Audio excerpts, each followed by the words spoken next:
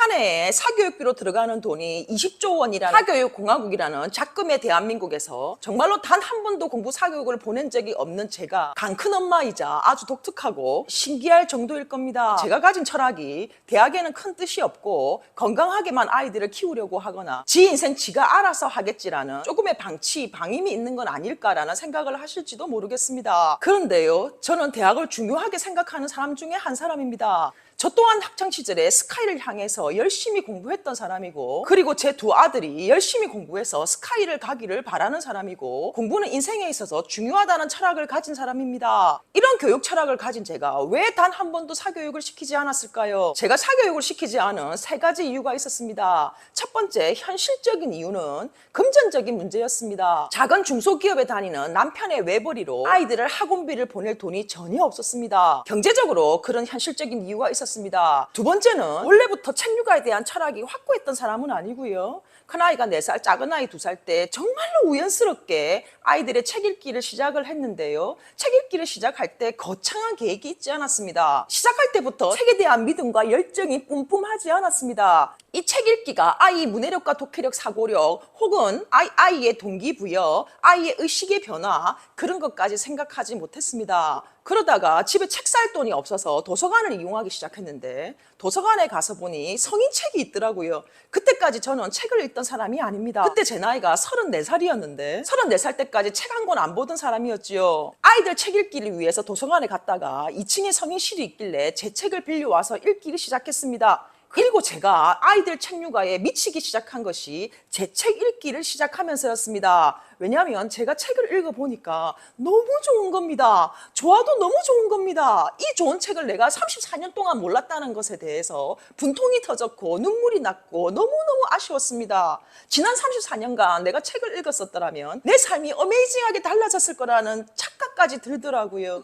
책을 읽으면서 그 거인들이 던져주는 주제와 화두, 사유들에 대해서 나 또한 생각하게 되고 무릎을 치며 그 거인들의 철학에 환호하게 되고 그 환호한 것들을 내 삶에 적용하면서 내 삶도 변화가 일어나고 그런 과정에서 정말로 높은 도파민이 나오면서 말로 형언할 수 없는 짜릿함이 있었습니다. 그러면서 제가 34살인 나도 이렇게 변화의 물결이 있는데 한참 어리고 젊은 두 아들이 책을 읽는다면 내가 느끼고 있는 이 감정의 10배, 100배가 되겠구나 라는 믿음과 확신이 생겼습니다. 또한 이런 의식의 변화가 생긴 아이가 공부를 스스로 시작할 확률은 상당히 높다고 봤습니다. 지금 당장 사교육을 다니지 않아서 다니는 아이들에 비해서 학업이 뒤처지는 듯 싶어도 아이가 마음 먹고 자기 스스로 투지를 불태울 때 그것을 따라잡는 것은 별일이 아닐 거라고 저는 개인적으로 생각을 했습니다. 책 읽는 아이로만 만들어 놓고 그리고 아이가 스스로 책을 보기 시작한다면 대학교가 되었든 자기 인생의 삶이 되었든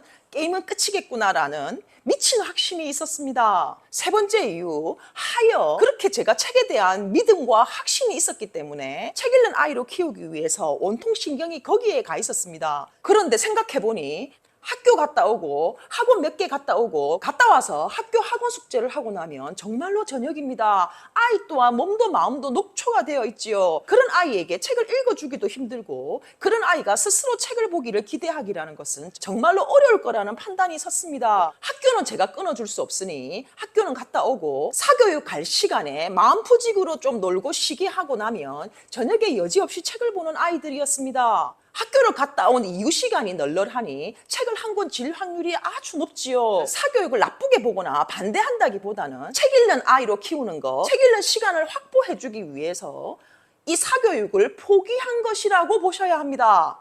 사교육은 나빠하지 않겠어가 아니라 이것을 위해서 버려지는 카드로 제가 쓴 겁니다. 선택과 집중인 거지요. 저는 책이라는 것을 선택했고 거기에 집중을 한 겁니다.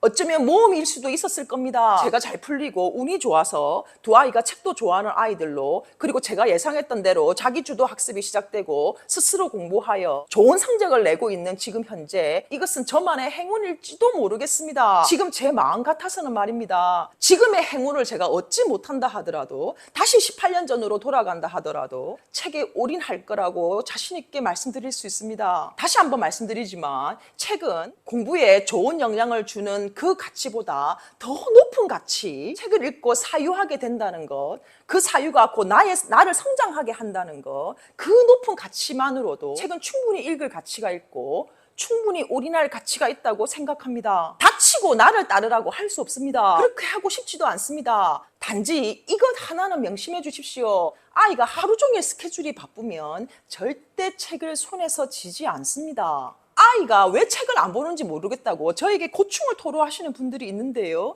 잘 보십시오. 아이의 스케줄을. 그 빡빡한 스케줄에 책이 들어올 자리가 없습니다. 제 말은 아이의 책을 읽지 않는 건 아이의 문제가 아니라는 얘기입니다. 당신의 결단이 필요한 부분입니다. 저처럼 100% 책에 올인하지는 못한다 하시더라도 제 말에 동의가 되시고 책이 좋다라는 걸 아신다면 아이의 스케줄을 좀 들여다보시고 좀 널널하게 조절해 줄 필요가 있습니다. 그래야 여러분들이 바라는 책을 읽는 아이들의 모습을 보실 수 있습니다. 지금 토요일 새벽 시간입니다. 너무 맨 얼굴로 찾아뵙는 게 예의가 아닌 것 같아서 주말에는 제가 좀 선글라스를 끼고 찍으려고 합니다. 자, 주말에는 뭡니까? 도서관입니다. 집에 책이 많아도 도서관 나들이 꼭 하고 오십시오.